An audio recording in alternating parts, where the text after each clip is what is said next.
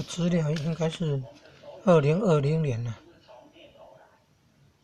参考万年历去找的嘛。现在已经2019年11月6号了呢，农历初4了。今天哦，这男女行房呢，患者1年内会死亡呢，很可怕啊。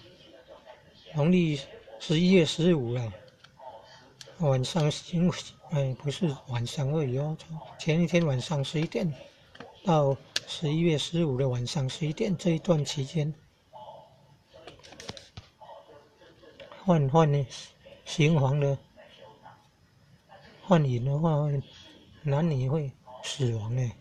上半夜患男死，下半夜患阴的女生会死，好可怕啊！然后来除夕12月30，患淫的话也会死亡，好可怕啊。